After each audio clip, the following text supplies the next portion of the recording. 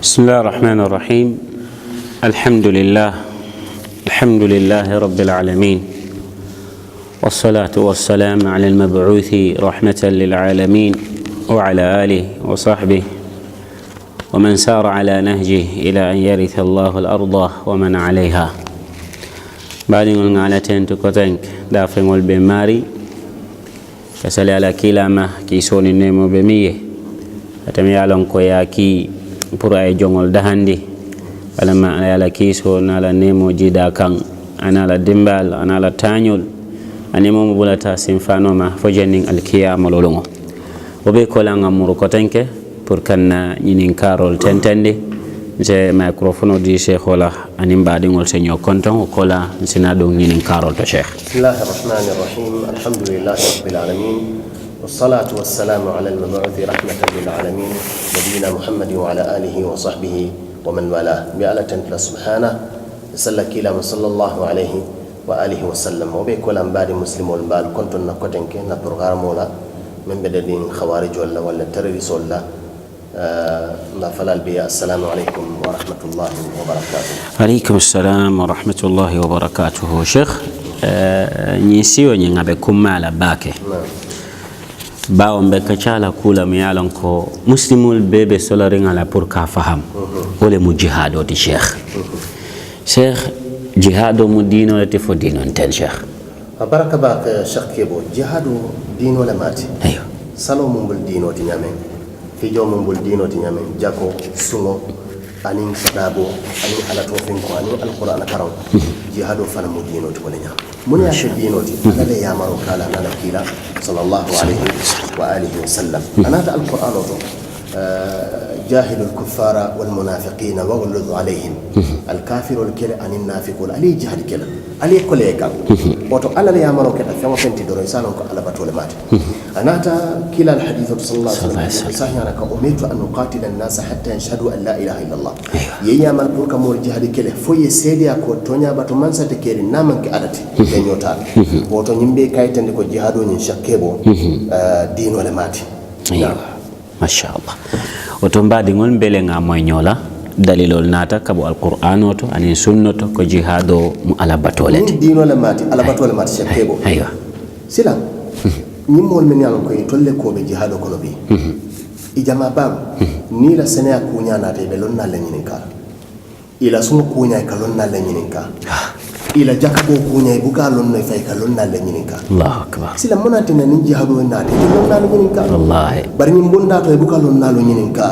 ikamuri fawon la miro la kani to la karana la jikita men subhanallah yalla nyimu kaw o mo filolete cheikh o mo filolete salo e lonna la nyininka je gamen anin sene abunda anin jakabonya anin hijo inyante nyininka la jihado wala nyam lonna la nyin be safela kitabol ko nyim madhhab nanol be ni tate la kitabol ko be masailul jihadibat alla je yakwen je law ma sha Allah Allah wala mu insafati wala mu tonyati abarka sheikh sai nyin jihado mi yalon kon ko wala kacha annu nga sabatinde ko dinolem faye marahilu le sotuban wala bundal mi yalon ko tambitani o bundal abarka ba sheikh kebo ay jihado e marahilu soto okay wala mu ay stepol soto okay ikana nyame okay kaw sata wala kumma mu manati pour mol salon ko tuma jumal muslimol si jihado keno wati jumala mti jihadu keno la bawo kudo be jalo nyamiri mogulu nama ko yamata keno la nyama marhala folo min nata jihadu la step folo wala bunda folo wala marhalatul kaff an alqital muslim wali famota ikana kafirun ma kelo okay wa marhala min kita kabrin kila sallallahu alaihi wasallam ala sahibul bi makkah sahibul mansiya jora man tare bulo sembe man tare la o tembola alay ya mari menna wala mu katonya koyndi kamol kilinan kanu deniya ko hannin kafiru li tilimbali ye tora ye nakari itul kanima kelol kato tembo sembe man tara muslimol sembe man tare wa al halu kan ala ko kila sallallahu alaihi wasallam fasda bima tu'mar wa a'rid 'anil mushrikin bawo sembe tal al sinin kelemenna woto itebele ya maro men kan kamol kilinan kana dino kono katonya koyndi mo woke ye nya kasi kafirul hanni yal nen alkanejo hanni yal kila alkane ma kelola kato sembe talla shekke wo nyin kan karande ko yara fa muslimolu min sembo man tarele be kafirul mala men ne man ne mala kelola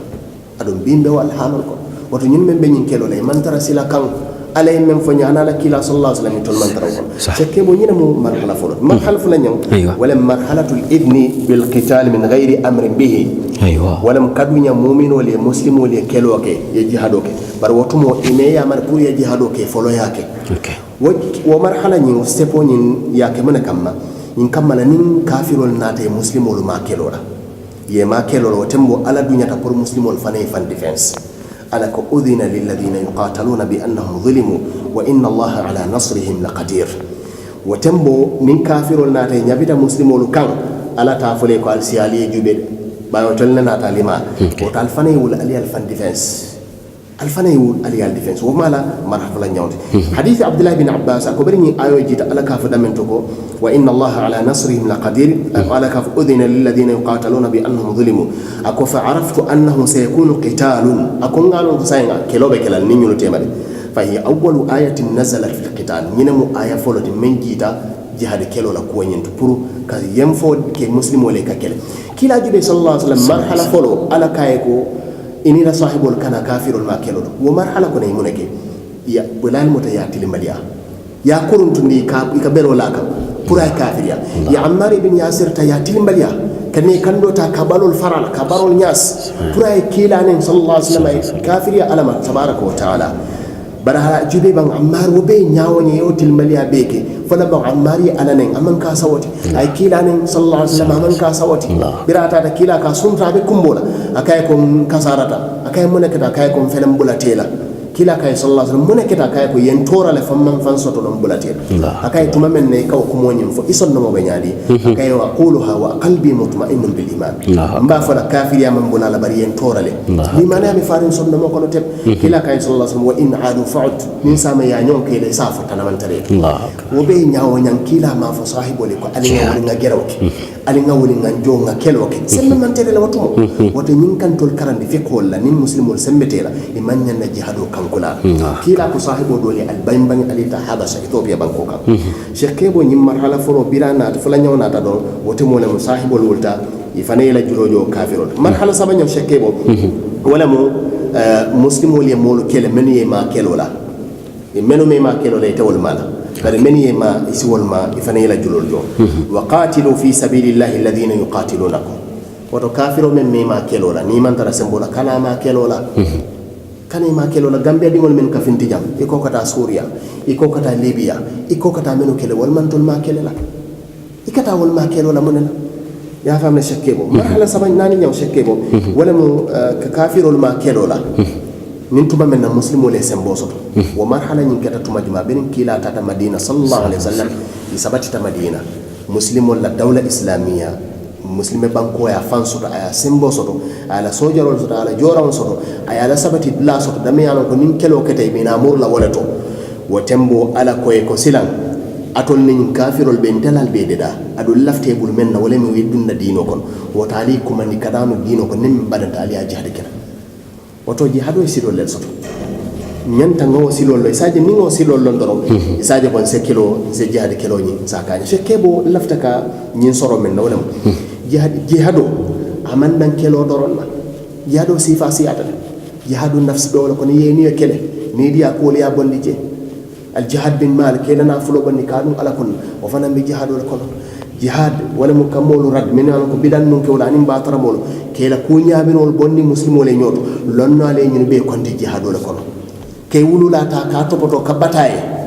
fo jannabe wala dunya o fana be jihadu ko woto ñimmol men funtita gambe tata Libya anen Suria itol cameran tol man tara jihadol fana be jihadol ale mbe ñim programme am fawona katonya ko nimol ma fana ma fan so jihadol hani muslimo e taro ay balu ay ala balu wanyina ala taro kana dimbal balon o fana mo jihadol ati kalon ni ñino ke o fana mo jihadol ati ñimbe mo jihadol woto jihado kono fato dale shekke bo bar ko min ka suti andi ñina marahilo to men ñalon ko wala mo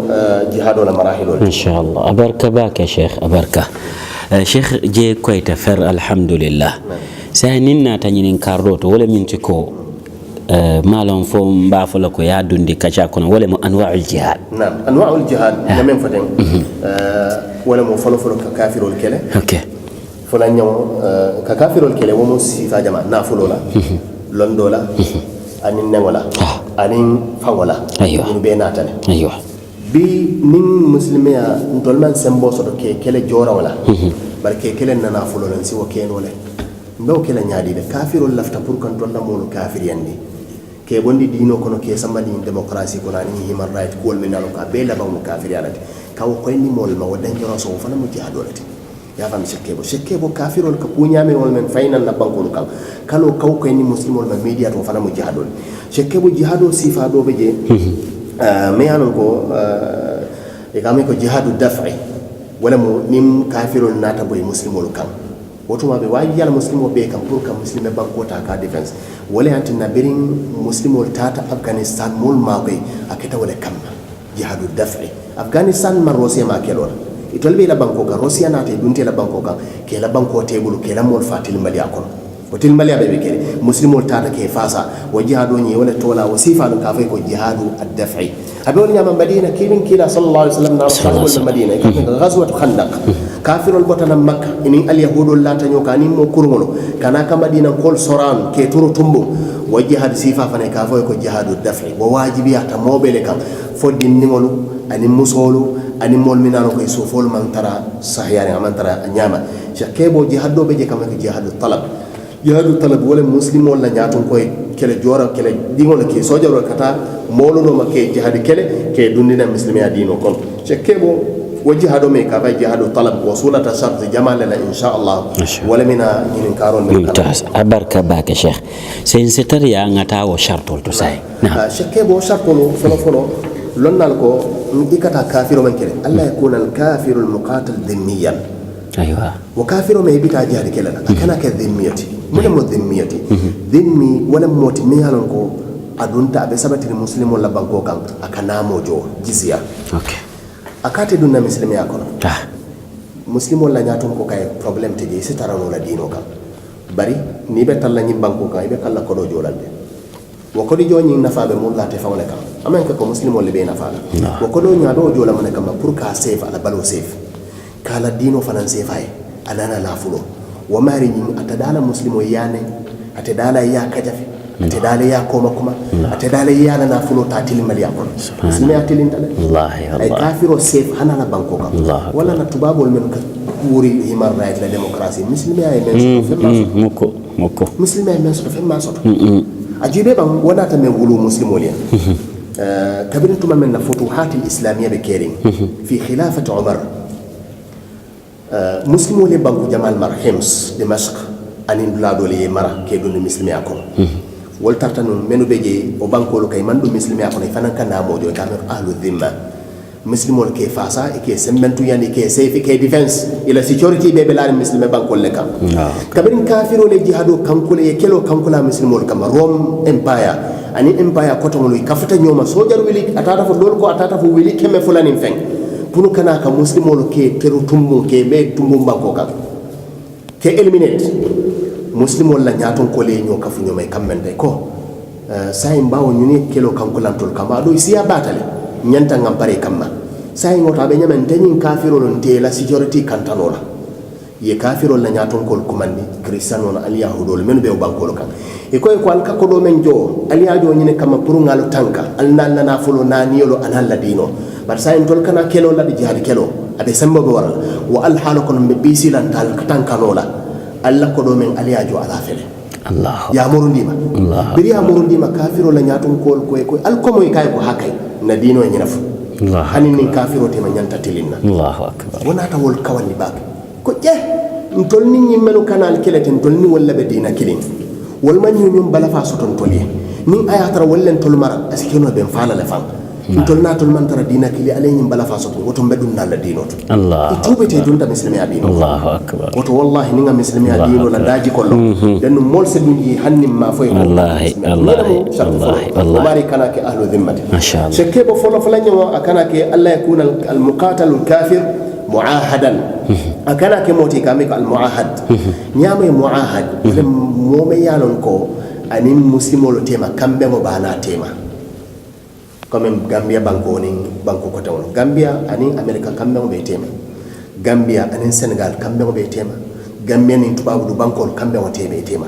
wo kambe mo be Gambia ni banko tema ite man nan lawol dingo banko dingo tale ke tora kame al muahada kubale mata muslimiya dino kono abe lo kono nimmo nata muslimiya jang gambia banko kambi ko ma keta ambassador ti bang walla nata compagnie le toyala walla nata o banko do le toyala ko america banko toyala walla britain walla france anata wala toyala jang walla nata fansu haaju wala fam business wala nata terrorism banko e visa diala ya ke muahadalti birim banko sonta kurayna gambia abe gambia government la security lo koto ate dala mo ya kajafi ate dala mo ya nin ate dala mo ya tapaliya hanin boy sol men katara hotel dala e katuba bol ko do kala bante e ka junbe balake wo mo ari nyol mo muahada non lati e manyene la na fulo tali ka kasara fe o me yan ko fo yan ko nyimu kemelati kay kemelu pour ñin toyte so bu lela ji foko haramu e ko wala do man hanin kafiro la mati muslimi adino atil mbatal shakebo nyimu kuti me yan ko nyantan hakilo to la wo ko to ñin baade shakebo ngañin men be faten dalil le bala kila sallallahu alaihi wasallam ko momo yan ko muahadu mi yan ko be muslimo la tanko la ko momo ya fa imarite aljanna sero fa taala subhanallah imarite aljanna sero taala subhanallah woto tubabo men be muslima bankol kay manyana ke terrorist manyana ke terror manyana ke irhab ke silandi sako ke fa be muslimo la tanko la ko dalilon nata nyimbe shekebo sharto do fana beje wala moy ko kafironi akana ke musamanoti niamoy musaman muslime banko e safety di menna ye safety di menna security ya stay non na banko kam fajanni la hajo be ban no problem janni amari la hajo be banna mo man nyana mari fanan torala imanyanna nenna imanyanna kajafila imanyanna tilmali akela shakke ba bala saqul kun hansain wala mu an yakuna al kafiru al muqatal qad balagatu ad da'wa ikaman jahdi kele janni ba mala kelola isa kili folo kanadu muslimi adino kono ñene antinna ala la kila sallallahu alaihi wasallam atarta nayi hadi kele dingol ki kata banko do to jihadola janni be dunno sata wonyunte kela moy ni salwato sita yela moy fambe wadano moy ni wadano moy bu kaw boy wala kam ni amoy ni ajo je fanan ko nyim banko molo e tol mu kitabu don kewla kristano le moto wala al yahudo le ni na tojole bu ko fanan ma katu kila e fatandi wal bela sallallahu alaihi wasallam e bu ko fanan ma e katambi wala woto janni be mo jihad kelala e kili folo kanado dino kono kila sallallahu alaihi wasallam anala sahibolo ya ke wala nyam shakebo sharto lulu nyam wala mo alla an yakuna al kafiru al muqatal min ahli al qital ikam ma jihad kelola azike moti manka kelo keno akana ke dinni moti akana ke musoti akana ke keba kototi akana ke finkin tawta akana ke moti men su foto jihad kelo keno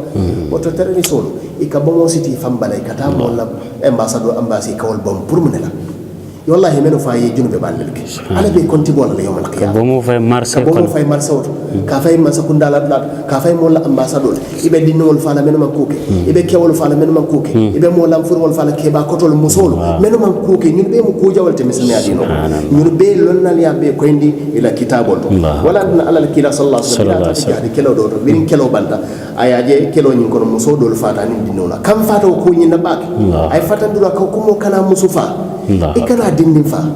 jihad kelo do tanyo ni kana ikana o mari nyol fa shekebo nyini mo ala sharto te lonna li minna abana dawabitol kuma ban ko wala mo jihad kelo janna be kela banko nyatun ko wala nyanta jihad kelo kankula hada min salahiyat wali al-amr ko gambia jang banko president wala senegal banko president wala nyanta lola e kankularo ke kombita jihad kelo la ngaso jorol pareni kata jihad kelo nama kankula mo mar right soto ita jihad kelo ñun men fintita na banko kam foye ye premier ta president bulo ibe ala soko la subhana wallahi ñimbe be kitabol kono lal men sata al imam at-tahawi ayana al aqida at-tahawiyya ko jihad kelo min salahiyati al imam lonna ko tawon fana ya sata jannati min anim menu natati ko la kay tandi ko jihad kelo men nyanta kankula la itam baña o mo banko nyaaton koleti banko nyaaton ko banko adoya ta nyawnya warta nyawnya atele nyanta jihad kelo ni atele nyanta kankula chakke babala ko wol fanam kono janni mo bita jihad kelo la iwulula nyanta sarla wala na ko kana tay man nyanta tala iwulula say nyin menu kata foy sarte wulula la iman sarela ngom be jele do ngamo ko tata ila mol fawol ma kalamtu ibe ala soko la wallahi birin ke wona da kila kan sallallahu alaihi wasallam kay ko lafta tala jihad kelola akay ko fo wulula fulol be balore ba kay nama kay fa fihi ma fajahid tay wulula fulol yewol topato la nyimbe mo dino shekkebo lonnal ko wal jihad kelo men mina kankulala asitara muslimol la londo to konni nin kafiro dun tanyola ite muslimol la banko be tinyala ite be fala fana walla ite jama ba fala kono bi intol be yalon ne ko kanam fan nakara kanam fan ne be yalon ko kafiro le sembo warta muslimol ni muslimol je jado kanko la muslimol ko mi kama al jihadu an nafir al am atabati ala muslimol hani amerika dam ma sembo warta muslima banko sako ni be kafuta ñom woto lonnali ñum fanan fo kuto mi yalon ko ñantan hakilo ñi ñantanga toni shakebo ka suti ani ñina mu jihadu la sartol de lonnali ma sha Allah ma sha Allah aseniyata Sheikh ngamira momoye islamo long ete islamo tumila ko terrorisme wolle wallahi ay ko landi nyamen abbe tatane silola ala male na so fahamola mi alam ko sahiyata Sheikh say ñin jihado ñi mi yalon ko aketa dino ta aketa shariati fo kere ko le bala bang ay ahdafol soto mi yalon ko latinna awulita yala o fana nyen ko le mol ma ko jihado ñi mi aje ala yake dino ti aka kudo le walin ha ni do mon din sa to tabe beti ala baki ke bo balaka ba ke hado ala kere ko momenti walam i'la kalimatillah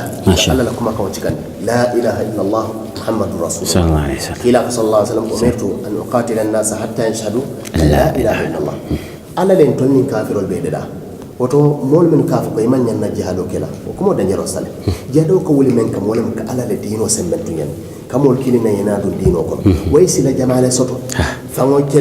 kelobe wala ko anin kamolu dawa anin ke karandi anin kamolu ma ko e tobinan kanu muslimi adino ko wala nabi ni dunta ndaka dum internet nka jube tuba du an ko to men kadu muslimi adino ko munanti ne kadu mo sababu le kantine kadu nka tara ko je banko dingol men al ko tuba bu dingol lem e kete sababu ti mo wili jama dunta muslimi adino ko o fanam fawma fanso jihadot wallahi pour que alla kuma kan ta ka cikandi muslimi a forndi katambe dinol be ba tele mu dina tonya hani al yahudo ni nasara ikabare dalla bari fon sondo mo anila kitabot abe sabati ringiye ko muslimi adino atelem dina tonya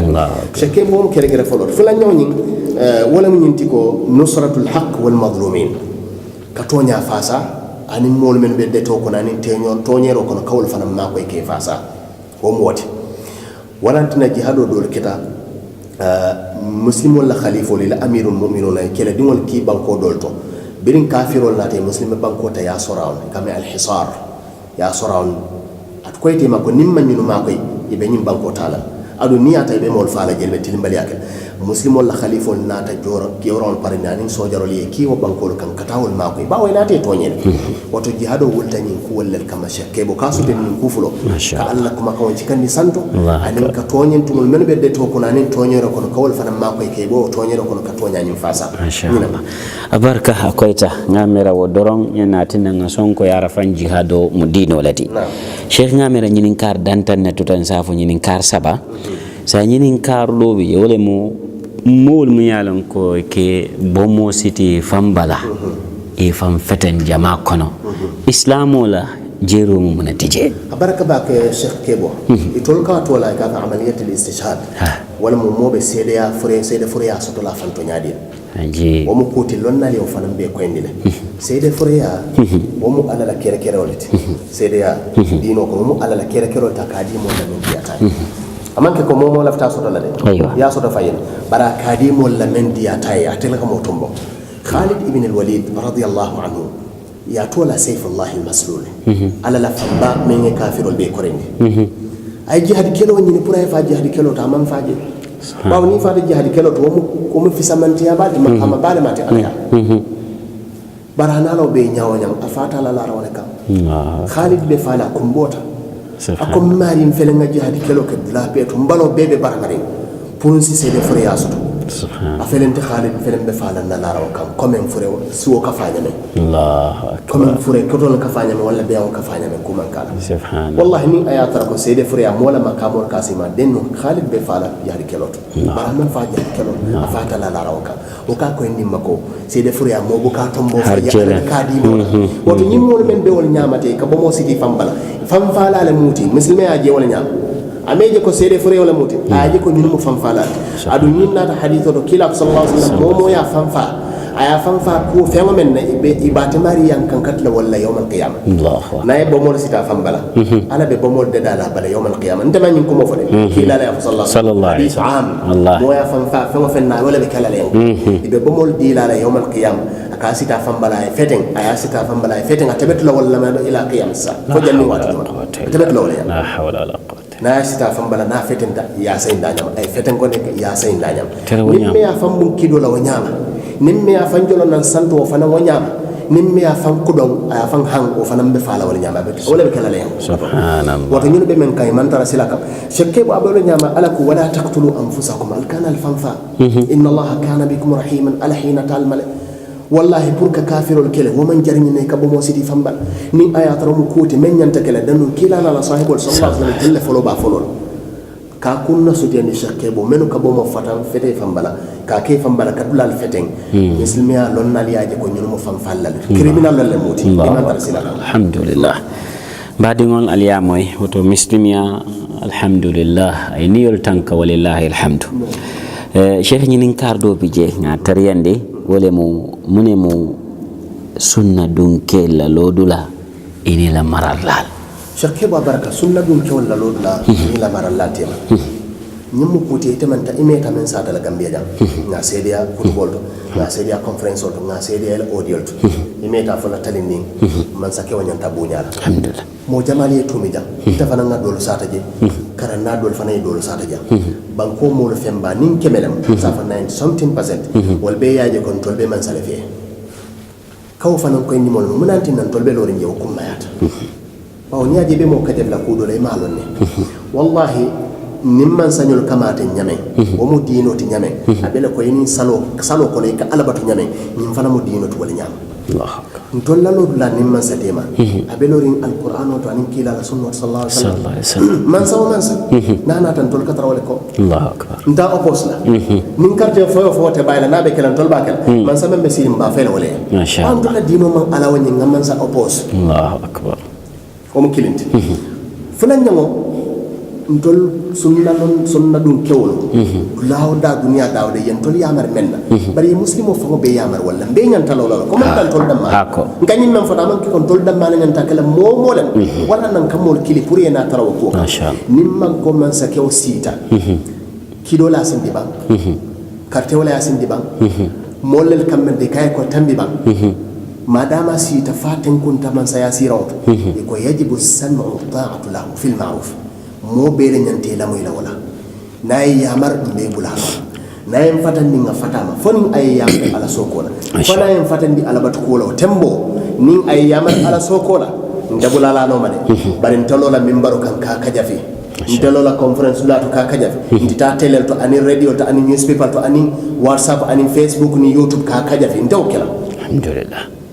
minantina man samen tartanu janni ni dobe sila ngani fo mole min baroko woto mo mole fembabe kamfari imano munantina kafo nyinantina kafo ila moy bankila sallallahu alaihi wasallam men fo bidin kewdo nata ka kay ko ti alla kila nim fotati jamano la man sakewli mara menyano ko tilimbaliya ikan kanin kula mem itol hakoti kan tol hakoti kana kar mbekela nyaadi kila kay sallallahu alaihi wasallam isma'u wa ati'u isma' wa ati' wa in daraba dhahrak wa akhadha malak ila mo yalla hanni ay bute ay la fulota tilimbaliya kono ila mo yalla yibula ko Allahu akbar ninte ni fo jannim ba fala kila la sallallahu alaihi wasallam bon ko ton dal siwake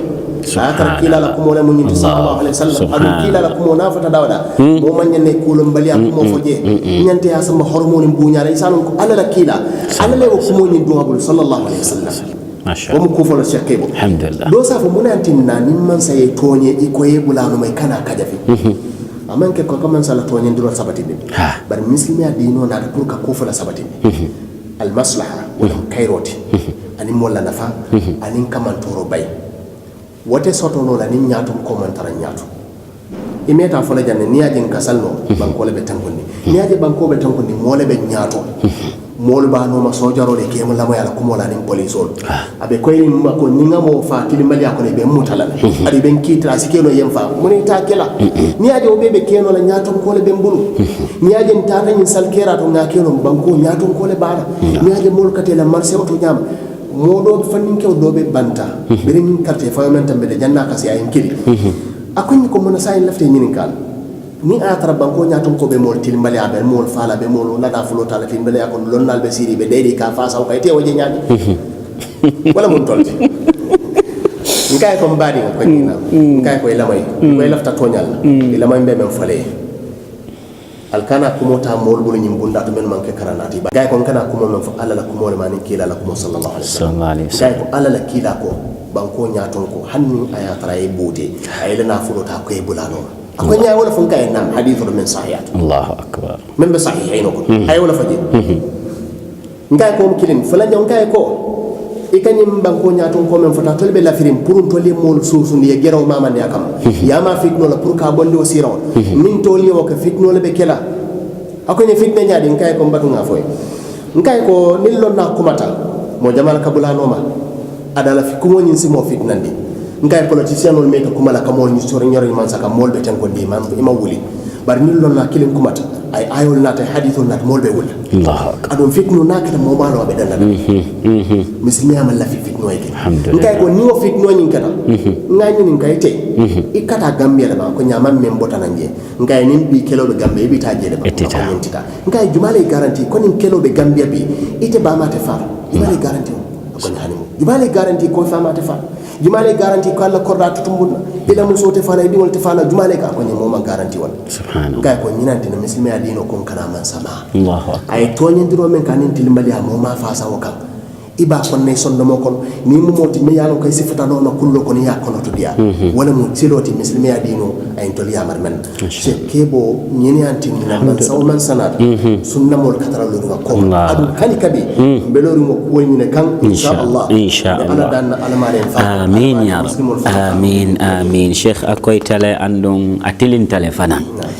alama ale nal jerindi tonyala ayen harje fanan kabula noma sheikh ñinin kar la bango say ñing gerewol mu be kering demonstration lembam mul ko funti ke la kam fatandi man say kule ke man say ñinne ke mune mo dino fanan na lodulati sheikh ke baraka demonstration o gerewo abotana fa abotana muslimi ala toba ma mera mbawto abotana kafirul la adu yentol fatandi burka yaka kafirul kila sallallahu alaihi wasallam man tasabbaha bi qaumin fa huwa minhum momo ye fay mulun tanyandi molu men wala itani wala mo konti kiri ndolla muslimi adino ay alquran wala dinna ay hadithul ladinna men saharin kila sallallahu alaihi wasallam anin fen sabani kamiko al ijma' lunna la kammen ko anin nani yo fahmu salaf salih mo fololi dalilul fahmu nyamen muslimi adino nyine din tolla nin kuna ta kuwen tol dew nyaawo nyang ay kam fa nyaawo nyang nkana mur tubabol ka ke nyemen tol ya ke wonyama iman tol burawa ngamur banna alquran to aninna hadithol to ay fo nyaadi de nim man say ku ka memma nyan nakela ay tilmbali ya ke mol niyot ay tilmbali ya ke mol na fulo akonye ko nim man sa jenketa mol ye futama men mu kantiyoloti anin imo kumalaloti hakili dun kewol ye futa man sama kullo kono ya fay ko ha banko president yo excellency yen nyin ke wo man nyan nakela ala ma fo kila ma fo sallallahu ina ma fo la kullo kono kila sallallahu alaihi wasallam niyoke nayla kumo moy alhamdulillah namila kumo moy asatara alayte bulamen ne yokele Allahu akbar yen yamar ngena amma ka finti ka di satol dum bedo kam ka finti ka demonstration olke wo mo be kafirol la daji ko lati muslimol man nyanna dun naje muslimol man nyanna dun shekke bo ninga nyim fo hani bi mol be soto la men ba fara ko yen ni jel ide man salafe subhanallah inana te fonni law woto wayanti nako sunna mo idol ka tonya men fo molla kumo kana tinne kana o ma sha Allah shekke bon kany men be fotan tuma do min ka do na ta ko do sa fo basay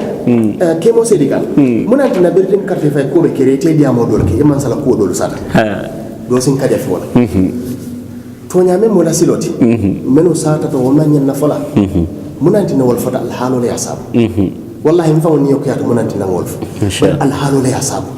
muneketa banko be tate kammen day ko sunna mo lonim banko president be ko kili abe nyin til bali amen kay tollel ya fasa abe nyin kurya men nay tollel ba feje ko tollel ka fo mo al gulano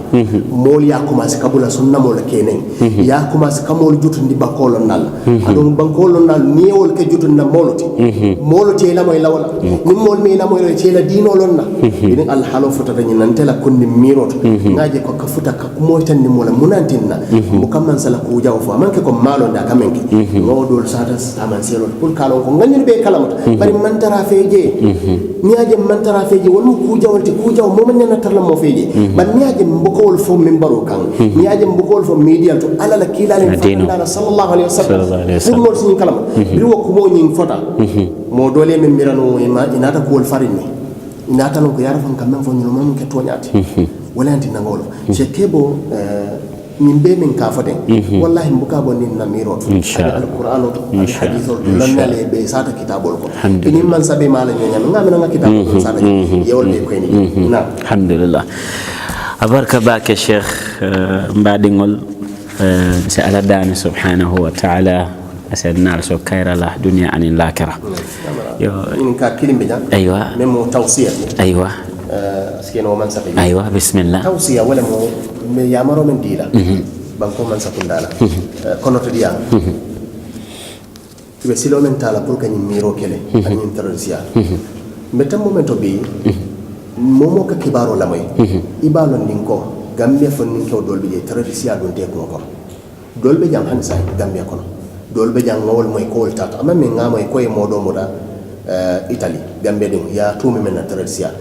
المهم فهو تونيا تفهم تونيا بل كل من يتمم بكيرين نساينت باو غامبيا بانكو دي دول بليبيا nga kalamata ka fota daesh mol ma wala isis mol sila man sakun dan tolbe mon kuma fola wala pour isi silo menta kawmiro kina folo tol la korosin no dani na lon ni nga kuulu nata mi ano ko ni do tawol kan security bundatu ani interior bundatu ani men marta security la ni bula tawol no to man do bato ala sina kayro ke banko e ala mayo ke folo be men nata wala mo ka folondi mi ano ko ba fay ko lojnatul mutaba'a wal munasaha ka folondi man sakunda e ka folondi security mano le taraji ani banko lon nalu security mano la do ko be kelamenti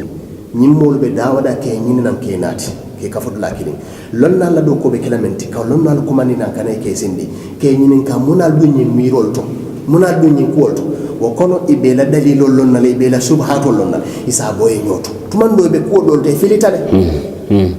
oto man sakunda dam mata keno la foy nim banko lonna lo anin karan nal be nakrini ko me tebe nyame ni dundi wo kolto e nyin kol karan kitabol yalon ko lonna le mona faje ni ni mol fonnin kewol do kelen sita tumando miro do ba ko no iba ko la asa jolonno joro dam mata kele la kamo toreni so ka kele joro bu ka bang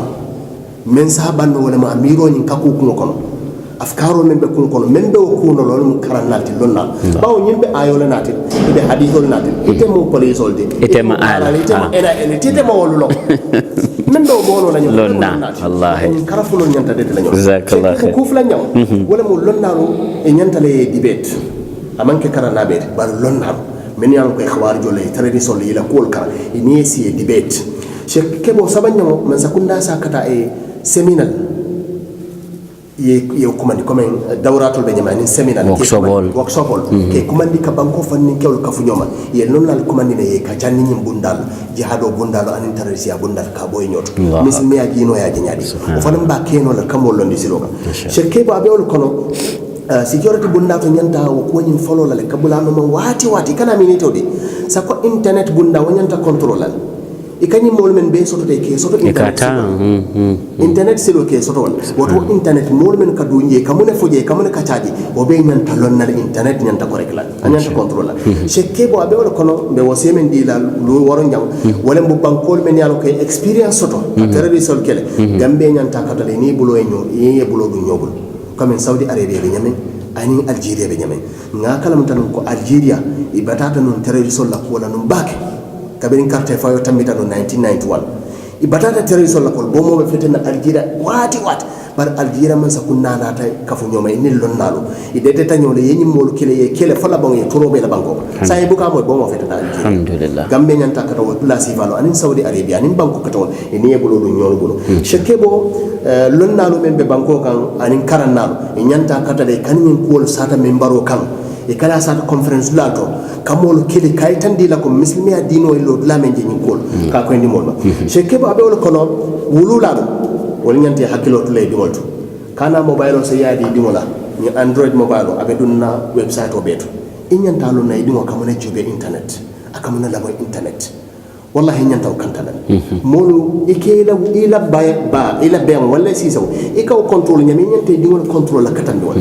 bawo nyi do mo na folo do mo wulo di wala mo nyanta hakilo cheikh ke ba bon yama fana wulula men fana yan ko gambia ko men be banta banko kan tubabu do nyota america angleterre ani germany ni wala do e nyante hakilo tulay di wol tubak ngani kalamata kibaru la men be dan kenare ko muso modol be gambia di wala me be wudulato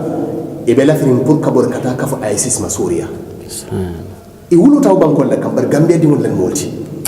ni miro dum te ko no be parere pour kata kafu ma wulato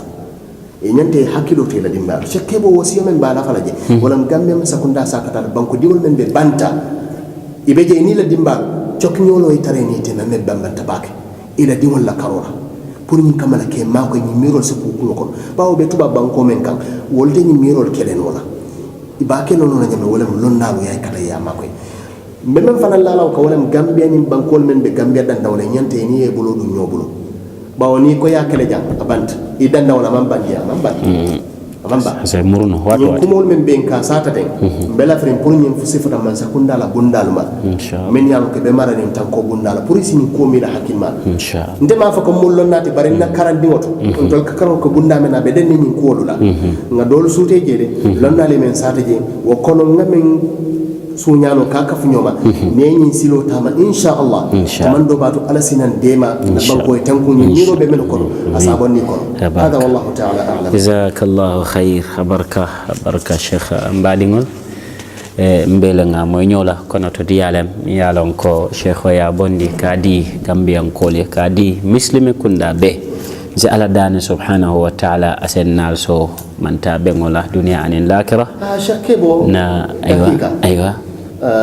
pour kaytan ni banko man sakunda la ni security mano la ko ni miro men be ko kono itolta banno la lonna le babanna sa misalo do ka Senegal la lonna do tradiso do men be Senegal akana sita anaka chata waya itandala ko Senegal banko be mo kafiro lati